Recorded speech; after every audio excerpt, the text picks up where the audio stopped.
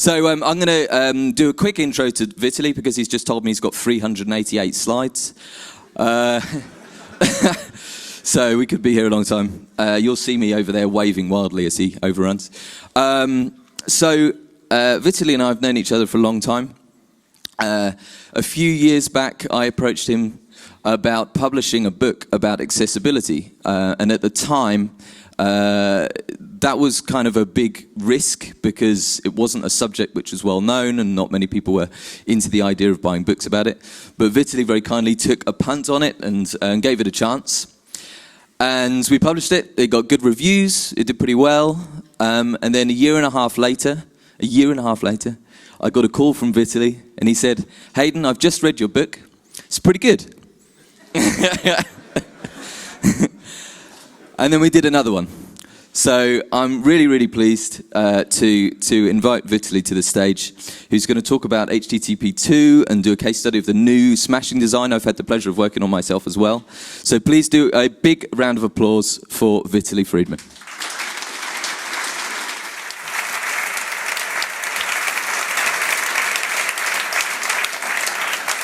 So thank you so much, Hayden. We should probably switch to slides.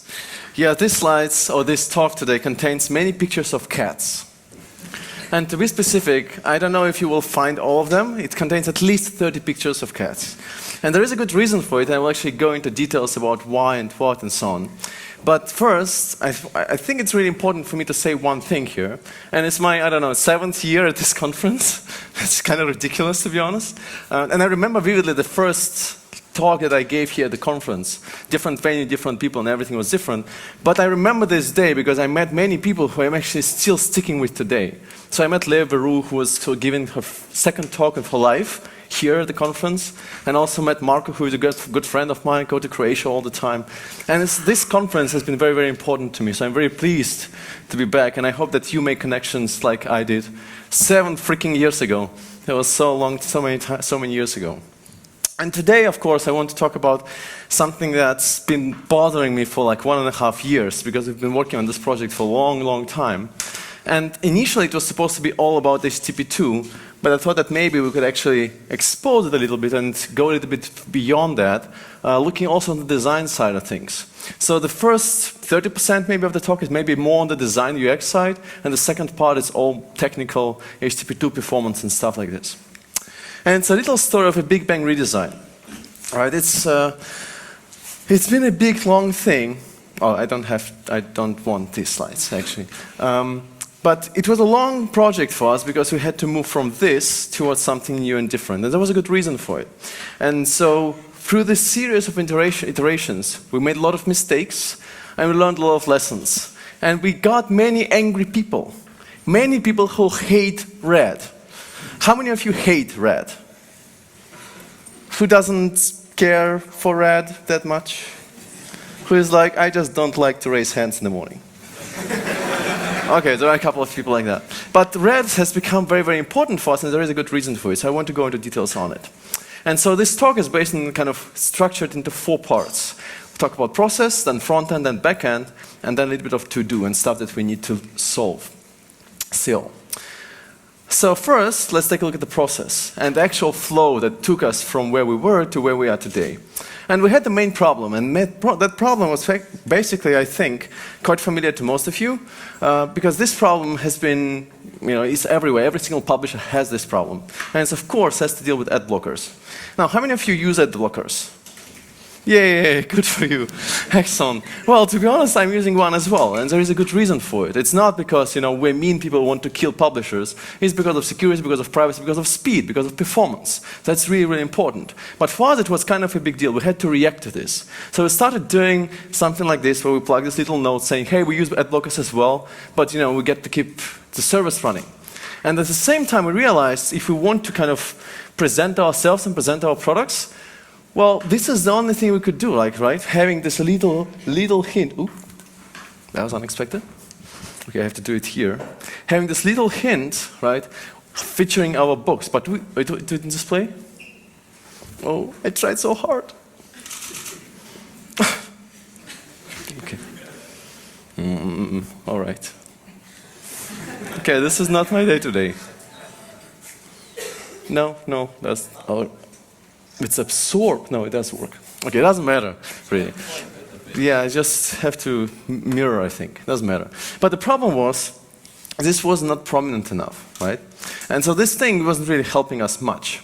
And so there's a lot of tension about ad blockers, and everybody, avoids talking about them. But the main problem is not necessarily ad blockers, but actually the rise of advertising and everything that advertisers are doing to make us suffer through web experiences. But we had a big problem, right? We had 50% revenue decline every single year, which means that over the last 4 years, we basically had 1/8 of the level that we used to be 4 years ago. That was a big deal. And we know that, because people like you attending the site, we have approximately 65% of our users using an ad blocker today, right? So that brought me to a question. So if we have this case anyway, why do we display ads anyway, in the first place? If most people don't see ads or don't want to see ads, why do we display ads in the first place, right? That was kind of a problem that brought us to the landslide of advertising. And we said, maybe we should actually just kill advertising altogether. Maybe that would make it better. And we found a solution, and the solution looked like this. So to be more specific, like this little guy, right, where we thought, let's maybe create some new product, like a membership. But that membership, that product, has to get a very special focus. Right? It has become very, very important that it would become the central point of the entire experience, right? And that also meant that we need to kind of present it prominently. Now, I don't believe in donations. I don't believe in regular subscriptions. Like if you have The Guardian or Zeit or whatever magazine, you just set up a subscription and you hope that people will buy premium content. Well, I don't believe in it. I think we should be doing something slightly different. Maybe providing something like real benefits, real values, like thinking about this membership not being a subscription for people who like smashing, but being a product that needs care, having benefits that people will enjoy. And the problem with focus on that product that we didn't have much space in here in the layout, and obviously this, and we had like 12 advertising spots at the time, doesn't feel like focus on our products, it feels like focus on advertising. And we wanted to move away from this. And it was really interesting because we saw this as an opportunity to define a unique experience, one experience. Because we had job board running on Ruby, we had the magazine running on WordPress, we had the shop running on Shopify, and a couple of other things in between. We had the conference running on Kirby. It was very difficult to unite it all, and the code base was different, and also the design was different, and everything was different. It was kind of an opportunity for us to really rethink entirely how we can see smashing, because we never asked this question. Personally, it was really ridiculous for me, because the way I saw smashing as a co-founder was very different from how you see smashing. Right? And I will talk about it in a second. But it was a real opportunity for us to kind of rethink the entire experience of how we're going to do this. And it meant starting from scratch. It meant that we needed to create a build tool for the magazine, a CMS for 2,500 articles, a comments engine for 200,000 comments, an e-commerce platform, a subscription service, a job board, and a membership authorization login form and thing from scratch. That was a lot of time, a lot of effort. And why from scratch? You could use all the fancy APIs and use all the fancy things and stuff like that. Well, because it was really important to create this unified experience where you could just pick a job posting from one place on the site, pick a conference ticket from another page, pick a book, and then have a checkout as a one process. Not as 3 single processes, but as one single process. Because we could pull it off. And so we got to work. So we picked a team. And we had Dan working on design and Sarah working on front end. Before that, we had some exploration phase with Andrew Clark. And I really think we need to show these people because they're doing extremely amazing work. And they're always behind the scenes, right? But they're really, really important. And so this illustrator, the guy who created all the freaking cats, he dreams in cats now. Every single day he has to create a new cat. He is desperate. He is a cat illustrator now. And he's kind of known for that as well, right? And we also had been working with Sarah, we were working with Hayden. Sorry, that was a bit too fast. And Joe Wish and Paul Borg. Like, tons of people involved, right? And we started in 2015. And if we look in 2015, we asked ourselves, so what do we need to care about from the browser landscape? What do we need to support? And we have smart people like you in the audience, so we don't have to worry too much about, IE, right? So if we look into the data, that was just remarkable. I felt like I'm a magic man. I can do whatever I like. I can do whatever I want. That was unbelievable. So this is the stats We have Chrome 60%, Firefox dropped massively. That was a bit surprising to me, and it actually keeps dropping. And so Chrome keeps growing, and Safari is like, whatever, I don't care. People who stick with Safari, they stick with Safari forever, for life. It looks like it, right? And then we have a slight increase in Edge, and mobile is approximately 15 to 20%. At the same time, if we look into the good old friend IE, oh, this is getting, right.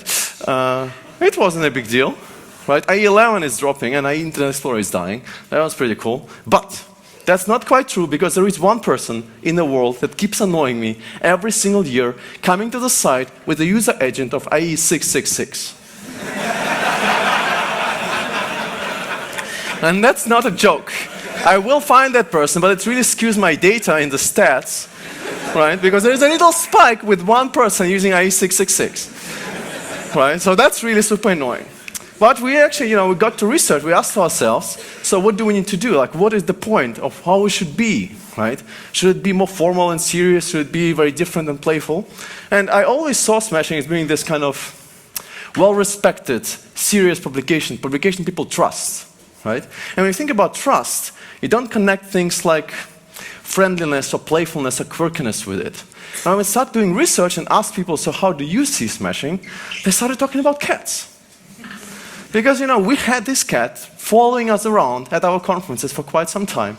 And we always promote the conference. And to be honest, it's one of the most important products that we have. So it's been following us everywhere in different states. And here we have Hayden singing with a cat in the back, right? And it's been kind of everywhere. And so we took that cat. I don't like cats. I really don't like cats. I have to deal with cats on a regular basis for life, right? But, this has become our branding somehow. And it's always kind of hidden somewhere in the back looking at us, right? So we got to work thinking about the visual design. And it had to convey some personality, and this personality had to come from the way people see us. Not from the way how I want Smashing Magazine to be, but from the way people see us. And so we started working on different visual design things there. But what was really important, and I think that's really highly underestimated a lot of time, the very first thing I did when I started working on this, it was like 1.5 years ago, was writing error messages. Not thinking about the colors, not thinking about typography, but thinking about writing error messages first. And why do you think that? Well, because at the point when you get an error message as a customer, if I can find a way of wording in a way, right, to kind of convince you and make it a delightful experience for you, well, that's already quite strong. And then based on that, you can actually pick a typeface and pick the colors and everything else, based on that alone. So you'll find a lot of perks and fun things if you just scroll through all our error messages. And once we had that, kind of started looking into the typeface, right? And we picked this one for readability, but we also picked that one for headings. I really don't like it. I really don't like it, but it really reflects our personality quite well. It's kind of quirky and informal, and in a way it's playful. So in a way it actually does the job well. And we designed many, many, many, many cats, right? But it was not about cats, not only about cats, it was also about finding the right angle. And I literally mean it, because we literally tried to find the right angle. We tried to find what would be the nice perspective to display our content, right? So I started looking at these really crazy, weird layouts at first, being a bit more kind of trying to play with perspective, trying to play with slightly different kind of approaches to display content. And at some point, we started looking into what would become our signature. And it wasn't about having this massive, huge thing that's being so unique and present only on Smashing Magazine, but something that would become a really subtle, tiny signature. And we looked into our logo, and our logo had a angle was tilted by 9.6 degrees. And we did a redesign of that logo, tilting it by 11 degrees. That was a big step for us, right? From 9.6 to 11. Then we said, why don't we just use it everywhere? Every single thing on the site should be damn tilted. Everything should be tilted by 11 degrees, and, why not? So we started playing with this idea, and as you will see, the avatar Hayden number 2, the avatars are also tilted. This is the button design that never made it, because my colleagues hate. Oh, okay, it doesn't matter anymore. Because my colleagues hated it. But this is kind of the idea where we're starting going with. And we also, from the start, of course, we're building in components level. So the entire thing was built in terms of, let's build this component and then, put it in another component and things like that. Modular design, atomic design, whatever you want to call it. And of course, we're building a style guide on top of that as well, right? And this is what it ended up looking, where everything is kind of tilted. But the end result we ended up with at the time wasn't particularly interesting. It was quite boring, to be honest. So I thought about maybe doing something slightly different, slightly more interesting, right? And we started looking into playing with typography and also playing with this 11 degrees, and we defined some kind of principles which would define this experience on the site. And we even thought about all these micro interactions that would go into it, right? Things like this, which is not a big deal, but it kind of has become our signature. And this is the only thing. And I think if you want to have an embedded personality today, you don't have to go to extremes. Just pick one little thing that defines your personality, and then use it consistently everywhere. That should be more than enough, right? And then we kept going and going and going and iterated. And this was then the end result at first. And then we kept going and going and going, and this is what it has become, right? Eventually. Crazy layout, which was really super difficult to implement, but it kind of brought us to this idea to maybe this is okay, this is what Smash Magazine should be. And I had a lot of user interviews. Basically every day I set it as my goal to have at least 2 user interviews. And I have a little trick for this, where I really record everything on video and then I go in slow motion through the interaction. Like really slow motion. So every single thing has to be really kind of carefully studied. And so what people say a lot, and I'm used to that at this point, and I don't care, people say, why the hell would you display the author's bio so prominently on the top? That's not the point of the article. The article is about, the article. But I think it's wrong, because the smashing itself is not just about the articles, it's about people behind the articles. So I think that people who write those articles deserve a lot of attention, like people sitting here in this room, right? People who are from the community deserve a lot of attention, and they need to get that attention. I think that's perfectly deserved, right? And so a series of iterations, we ended up with this. But what brings me back to the thought I had in the beginning, it was kind of important to really find space to present our stuff prominently. So we have these blocks, and they're not small blocks. They're like 1,200 pixels, freaking pixels high blocks. And we are featuring our products very prominently. And we just killed our advertising altogether, well, most of it, at least. And so you'll find these little things which we have now, to present the thing that we care about. And of course, the cats. The number 23 to 18. It takes him like 5 minutes to create one. And it also again meant not only being playful and everything, but also really focusing on every single detail. I print out pages like this, and then I look at them for hours. This thing has a really annoying bug. One thing that really annoyed me for 2 freaking hours until I solved it. Can you spot anything here? There's a really annoying thing here. Okay, many things apparently, right? But one thing that really annoyed me was this. At the top, the 7 is not aligned. Because I need it to be a proper numeral, like the tabular numeral, and it wasn't because of the hyphen next to it. And for some reason in Chrome it was interpreted in this really strange way. So, and once you add a span or whatever, it makes you feel like you want to kill yourself. So I had to find a way to make it work, and actually we did, by adding a soft hyphen between the end dash and after it. But there is a huge difference, right, between this and this. No? Okay, maybe, all right.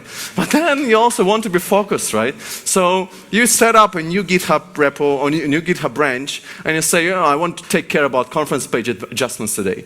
So let's do minor type adjustments for speakers and talks, and then you end up more cat illustrations. Cat with dog outfit adjustments. Adding new cat illustrations. Oh, adjusting, hidden another cat in the print style shit. Right? And I went at least for that. We went all the way. We thought maybe we could use cats in code.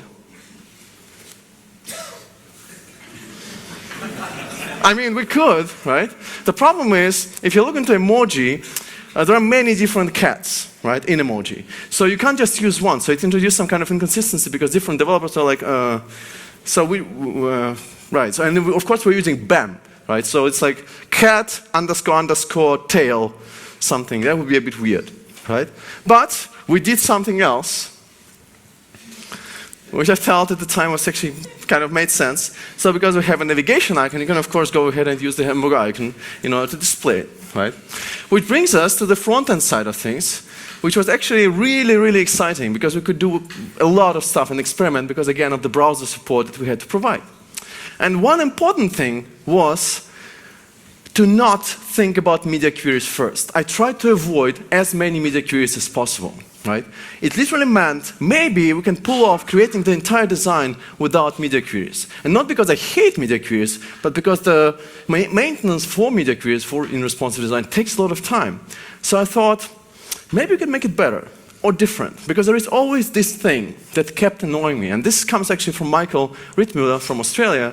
He was very kind to provide the slides to me. But the problem is, we always design experiences, right? The mobile experience, the desktop experience. And then we interpolate in between. But there is always the point where things break, right? When the layout is just broken. So we add a breakpoint and the media query to make it work better. And then if you want to really make it fluid and beautiful and work consistently, you have to add more and more and more breakpoints.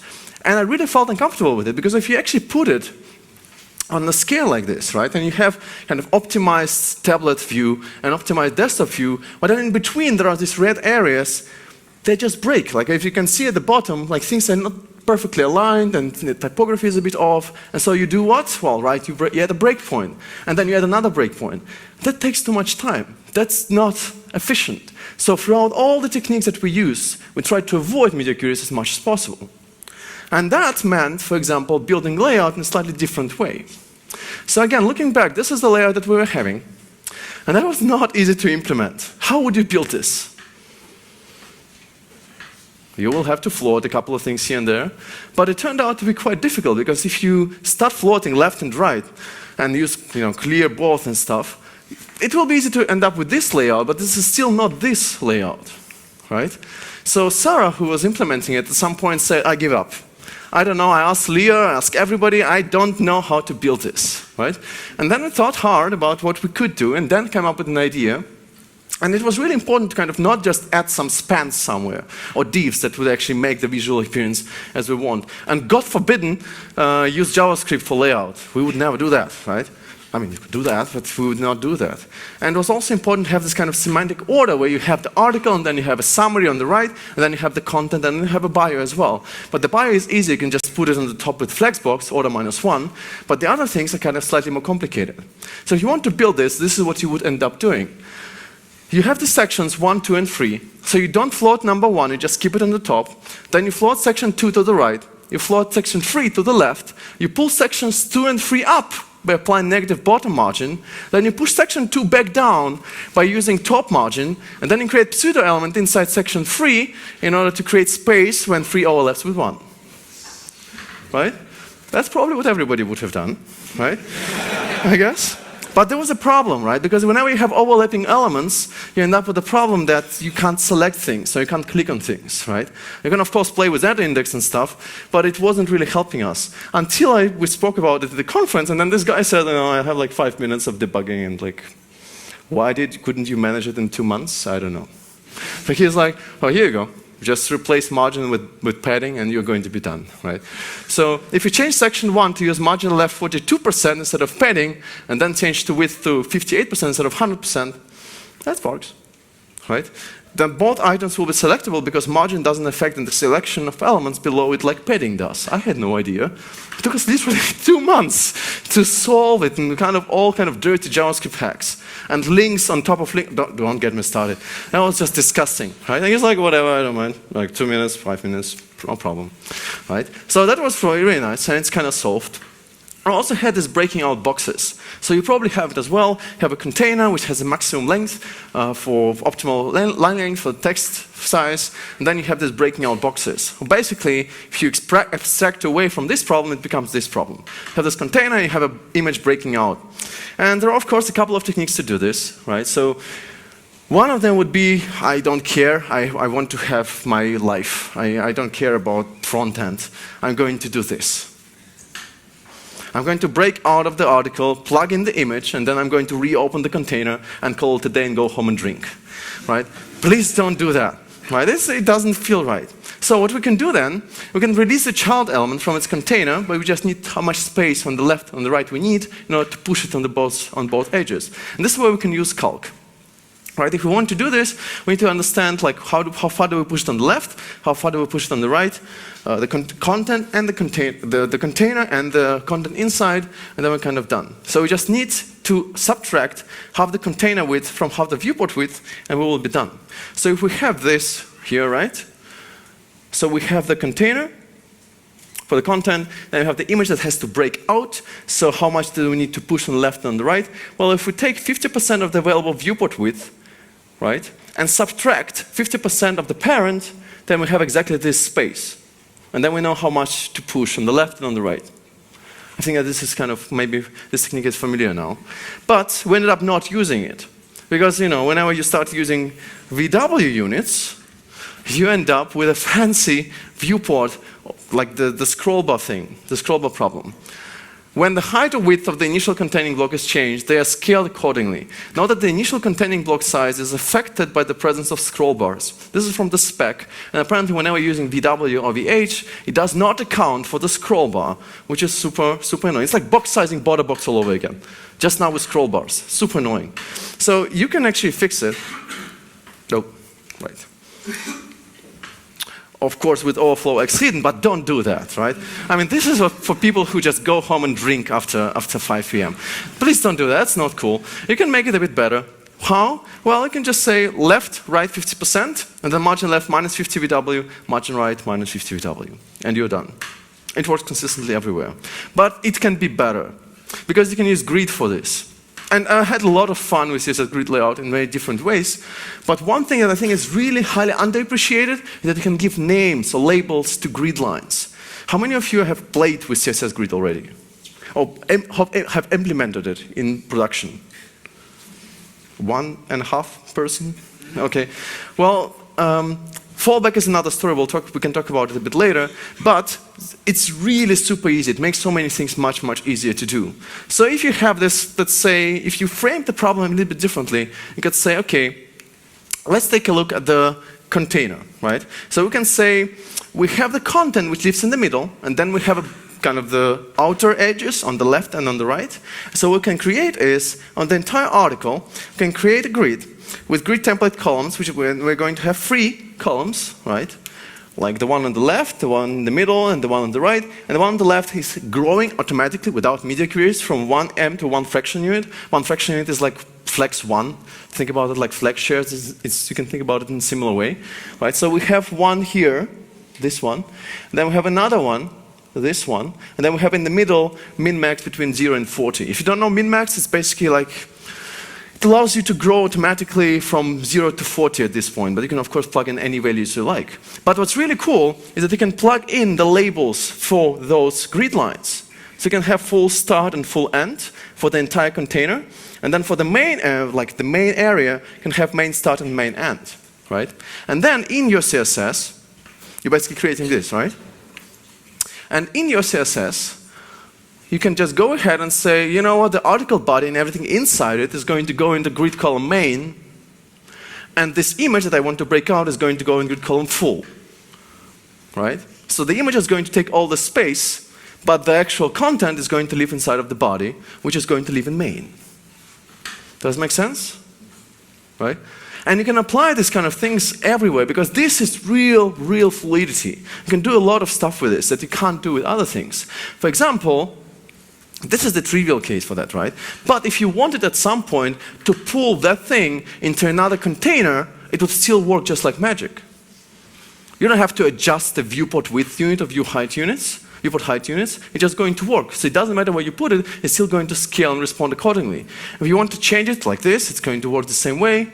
Right? And if you want to create a slightly more interesting layout, you can do that too. Right? And in fact, there is a nice article explaining this on Cloud4, which I highly encourage you to read as well. And because there is Flexbox Frog, I'm sure most of you are familiar with this, and there's Flexbox Zombies course, There is also now a CSS, no, not CSS, but there is a grid garden which allows you to play the game, and once you get through this, you will understand grid really well. So I wouldn't worry if I were you. We're used to learning stuff all the time. And if you need some examples, this is a really nice tool, resource to use.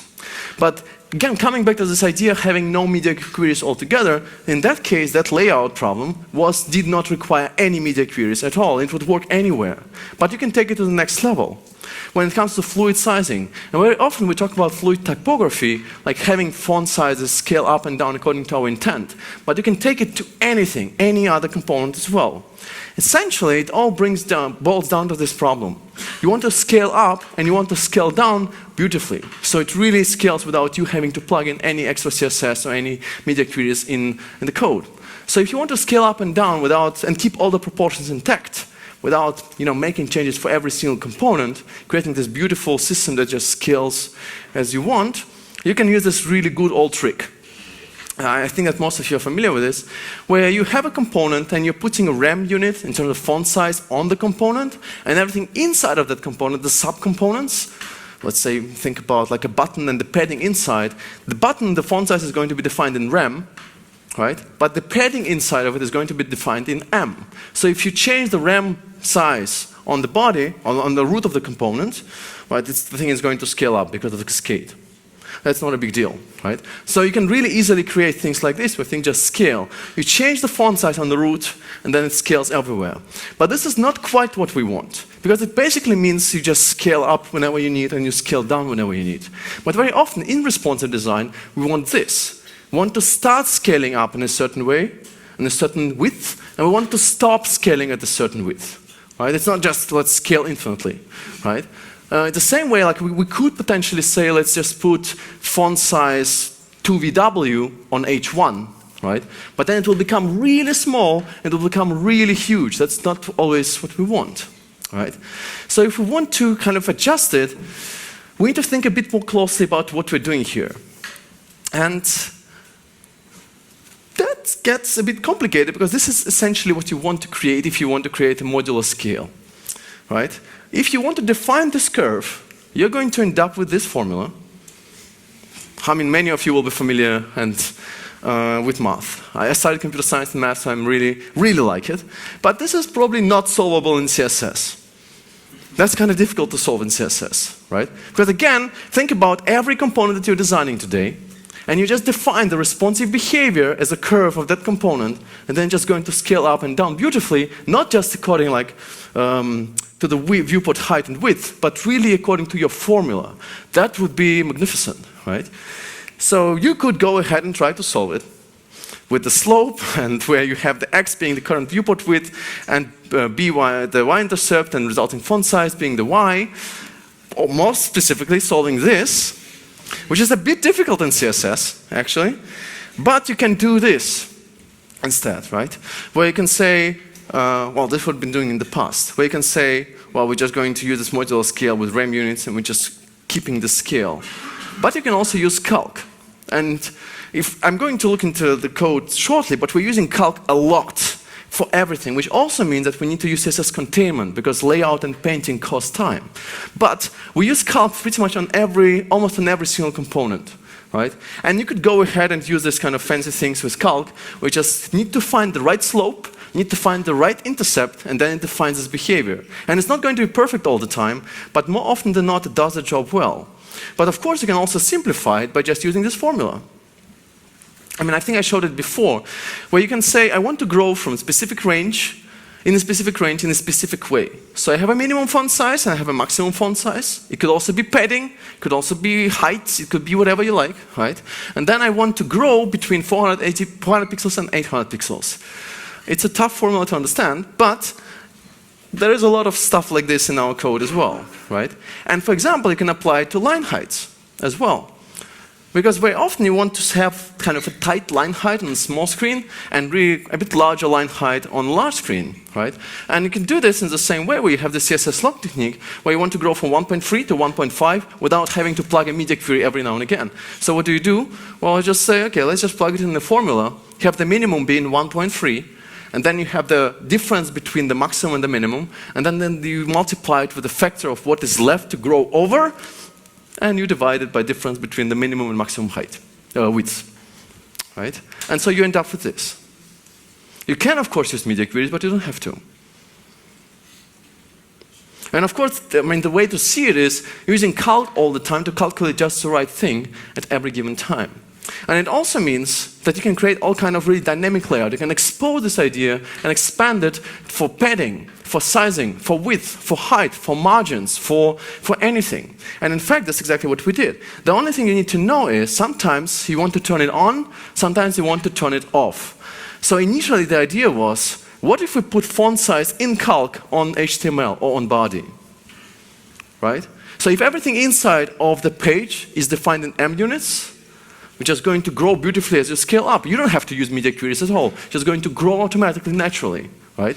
And of course, if you need to have like an ad, which is fixed with, you're going to put a fixed container, and you're going to put a fixed font size on it, and within it, you're going to use M units to, define this growth. And at the same time, you will end up with this, right? So you have this fixed container living inside of a fluid environment. And I mean, really fluid, without media queries altogether. And you don't have to write a lot of code here. It's like 5 lines of CSS, right? At the same time, you might want to have a slightly different things where, I mean, having font size calculated in calc, it's a bit risky, right? Because, if everything bloats up, then everything is really bloats up, like literally everything. So instead, you can say, okay, I want to be defensive, a bit more defensive here. I'm going to put font size 100% in HTML, as we always do. Then I'm going to create a fluid container where the font size is going to be defined in calc using rem units. Right? And then at the bottom, within that container, I'm going to use M units, right? So you end up with only a part being flexible. And in fact, to be honest, this is what we ended up doing. So in most cases, you will have many fluid containers, but you will also have the majority being actually fixed containers, right? And you can learn a lot about this technique here in our article, and also in the article about polyfluid sizing. And the layout looks like this, and it uses maybe 4 media queries to adjust things, right?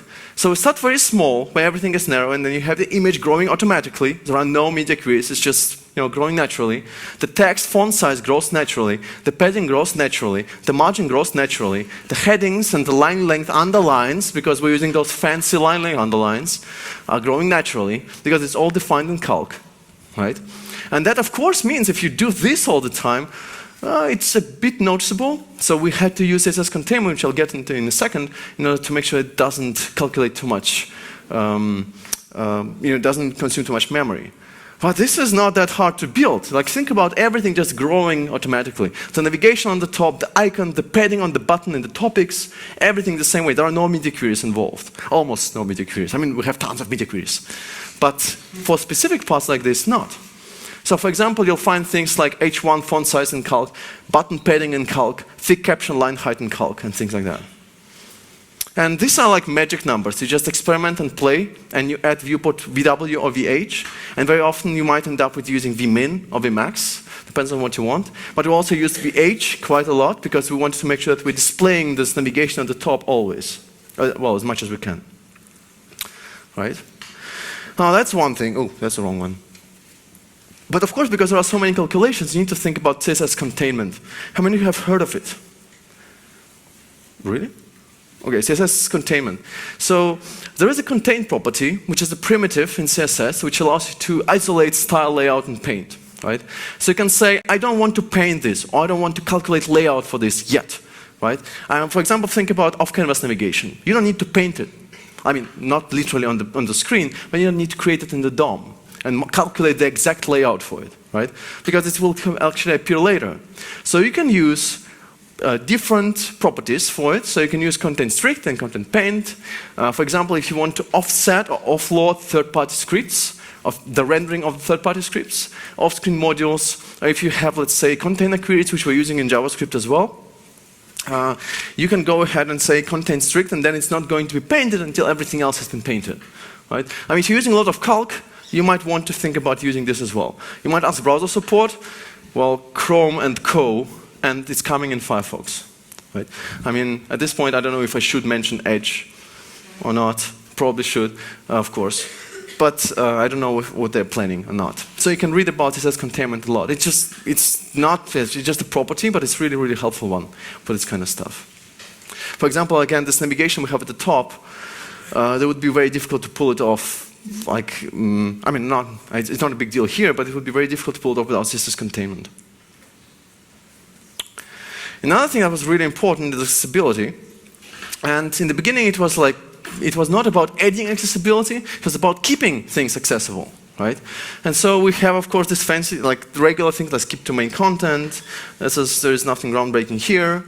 And other thing, we also have search. And of course, it was really important to make sure that accessible doesn't mean only being available to screen readers. For example, it also meant if you want to print something, print an article, accordions that we're using on the page should be open.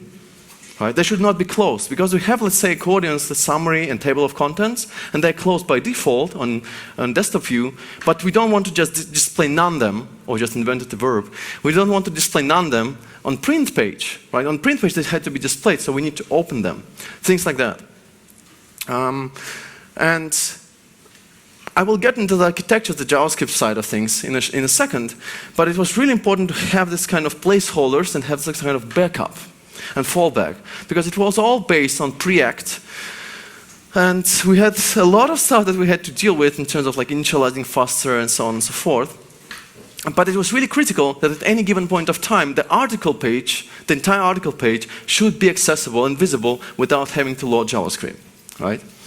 Now there are many things that went into this, like a couple of things specifically for screen readers, Hayden's work again, and a couple of other things. And more specifically, I mean, if you look into the print style sheet, Hayden number 4, if we look into the print style sheet, it took a lot of time to create this print style sheet. And I don't know if you care, but I do. I really do. So I printed out that thing in order to align the quick summary and table of contents. And I think, overall, it looks pretty fine. And again, it's all about keeping all the stuff that we have on the page accessible. Right? Still a lot of stuff to deal with, of course. But we will get to it maybe in a break. And then the colors. Oh, the colors. I had no idea. Maybe I'm stupid. I had no idea. This is the screenshot from a page, from one screen. On the left you see Chrome, on the right you see Safari. So when we launched the beta, the open beta, everybody kept sending me messages like, what the hell? Why is it so red? And I'm like, that's not that red to me. To be honest, because I was always on the left side, so I was using Chrome most of the time. I didn't even think that Safari would be displaying colors differently. But it does, very differently. So it's really bright on Safari. We own that. And in fact, there are many accessibility things that we are going through. But it also was not just a think of playing with CSS a little bit here and there. It was also about dealing with performance, and this brings us to HTTP 2. Because we moved to HTTP 2 like 2 years ago. It took us a bit of time, but it wasn't like a really big deal. How many of you are running HTTP 2 now? How many of you are thinking about moving to HTTP 2? Who wants to leave now? Okay, so it was not a big deal, and usually you should be expecting good results, right? So in HTTP 1 you have this slow waterfall with things just dropping slowly. In HTTP 2 it's like real waterfall. It's like things crashing at you, like really from top to bottom. This is what you should be expecting, right? So we were expecting exactly this, kind of moving away from this world to this world, and especially with our new design, we hope that we can make the best use of it. The problem is that when we combine or compare HTTP 2 against HTTP 1, we tend to think about this. In HTTP 2 we have this multiplexing thing, we can load many things in parallel, it's all wonderful and shiny and beautiful and bundled. In HTTP 1, you send a request, you get a response back, and you send another one, and then you get another one back, right? Well, this is not true, because we found out that actually we have to think about a bit differently about HTTP 2. While HTTP 2 is one thing that's kind of bundled and mingled, where you have data and payload all mingled, in HTTP 1 have standalone requests. So if the connection is very slow, you're screwed in HTTP 2, because everything is going to be broken. If the connection has packet loss, you might have serious issues. With HTTP 1, you have more chances of things getting through the network. That's really interesting. I was not expecting that. So if you look into HTTP2 and all the fancy things it's supposed to deliver to you, and it was like, wonderful, that's amazing. That's like, let's just move. I mean, the only thing we need is to move to HTTPS first, but we have to do it anyway because of Chrome. Because it's mandatory anyway. But we started looking into packet loss rate, and there was this nice talk on a Raleigh conference. I forgot this guy's name. I will check it out later. But he talked about actually doing exactly the same research, and he found out that if you have no packet loss, right, and compare HTTP2 against HTTP1 on the same site, HTTP2 is going to win. It's going to be faster, it's going to render faster. But if you have packet loss, and the more packet loss, the worse, then HTTP1 is quite strong contender. So it doesn't mean that HTTP2 is going to be faster. In fact, the more packet loss you have, the more HTTP1 is going to win. Which is also interesting because it meant, so what do we do now? Should we send different deploys based on the viewport? That would be ridiculous. But should we create different bundles, HTTP1 bundle and HTTP2 bundle, and send them differently to different places? That would be kind of ridiculous. So that brought us to thinking. And if you actually try to think about 10 minutes? Okay. No, I was just waving. Slightly less. Okay. So if you think about this thing, right? Overall, it's not very clear that HTTP2 is always going to win, right? Now, packet loss, you might ask yourself, so what's the problem? I mean, how often do you get packet loss? Well, the problem is you get it all the time. If you look into the real world, and if you look into the US, approximately, I think, what was it? 15% of all traffic in the US is affected by packet loss. And of course, it's not like 30% packet loss, that would be just disastrous, but it's like 2 to 3%. So that means if you're on mobile, if many of your users are on mobile, you need to think twice before just jumping to HTTP2 and call it a day. You might need to think about really delivering slightly better experience to them by using some sort of HTTP1 fallback. And of course, the HTTP2 the people working behind HTTP2, they know about this, so they're working on an extension of HTTP2 protocol, which is going to be called Quick. But it's going to take time. It's not going to be that quick, right? But then it also brought us the thing, and this is what I really want to deliver here. I think it's really important. We had to think about how we're going to deploy, right? Let me just jump a little bit. Now, one thing that we could do, and of course many of you are going to be building React applications as well anyway, we're going to use something like app.js or any bundle or so, and we have a couple of dependencies and things like that. And so we could have the scout approach, which basically means have the scout file. Oh, where is it? Oh, wait a second, right. Where we have the scout file and defines all the dependencies.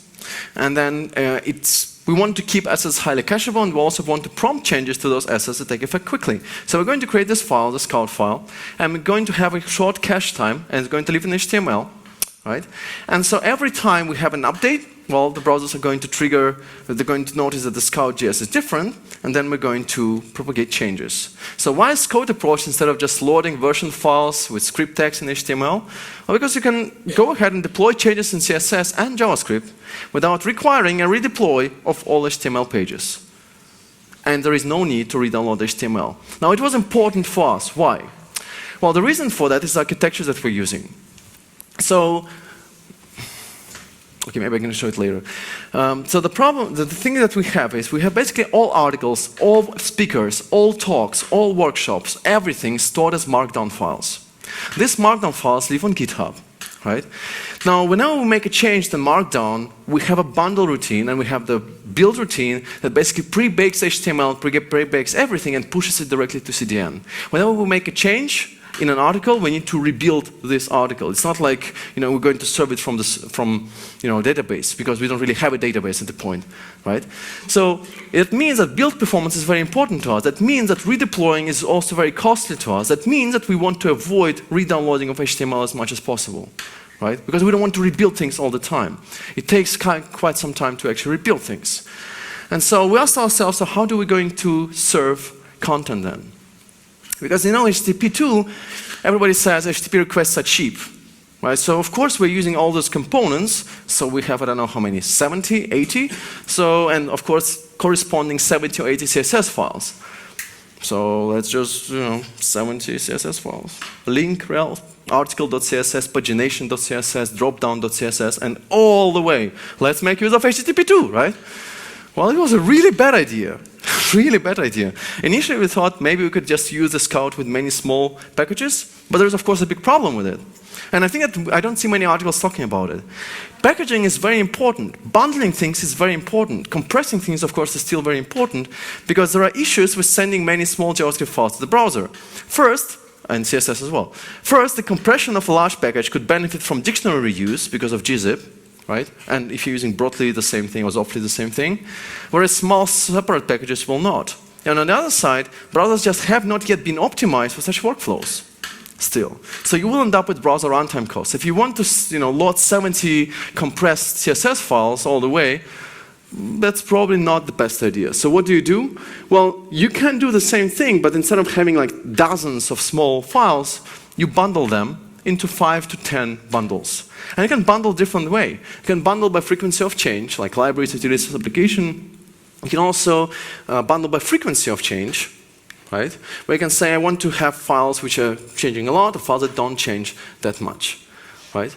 And to do that, you can also use resource hints. I mean, I think that most of you will be familiar with them as well, but please do use them. I mean, this is like a lazy way of really improving performance, really easily.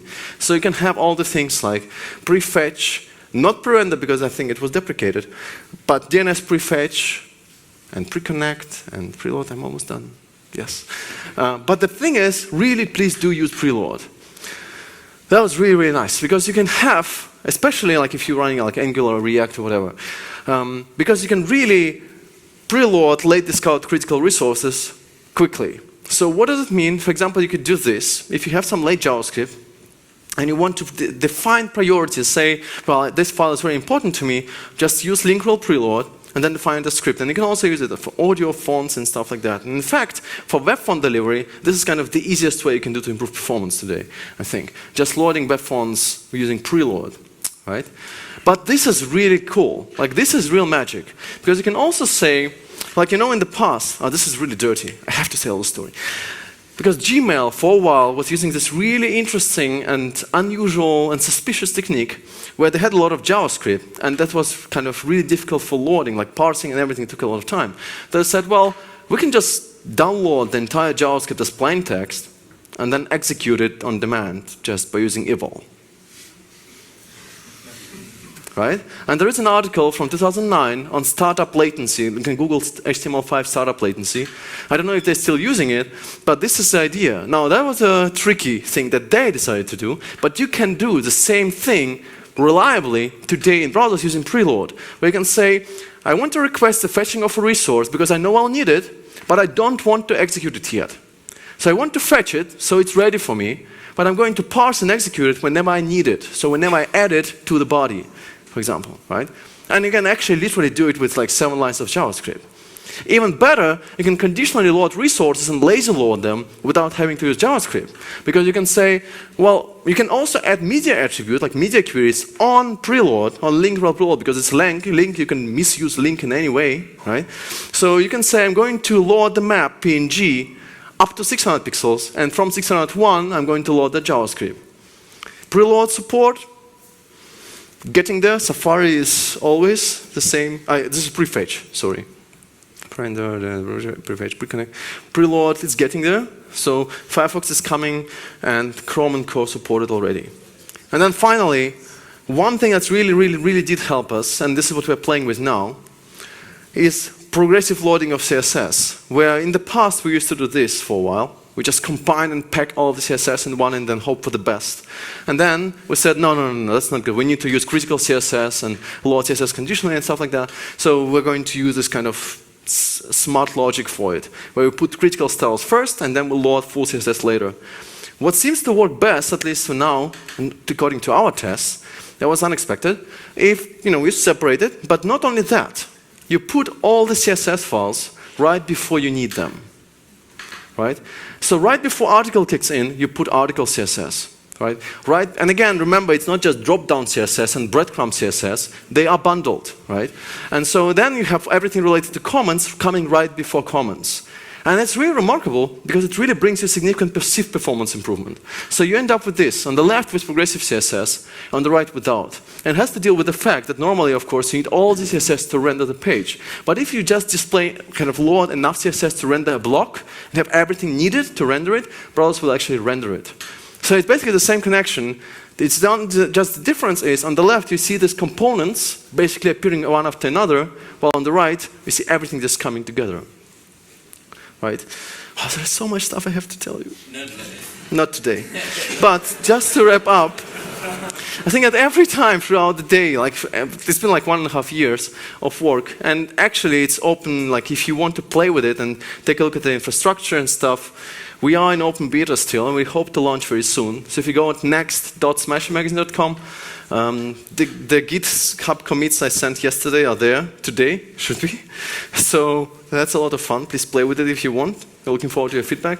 Just to wrap up, you know, it was not all about cats, right? But it was all about being kind of playful and enjoying the experience. I had a lot of fun building this thing. And I know that in some way it's a bit weird, and there must be some bugs, I'm sure of it. But I really had a lot of fun. But still, every single time, like with that thing, with the 7, with the numerals, it's always the same story appearing, kind of coming my way every now and again. And this is the story of my life.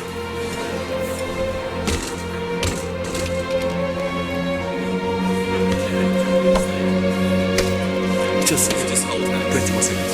30. 20.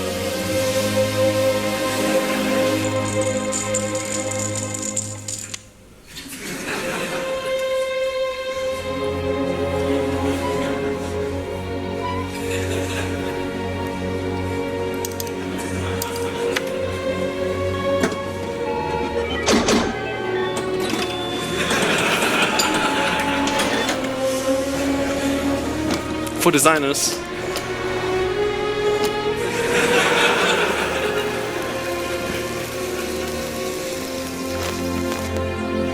oh, so you will never get to try it, but you can try, right? Thank you.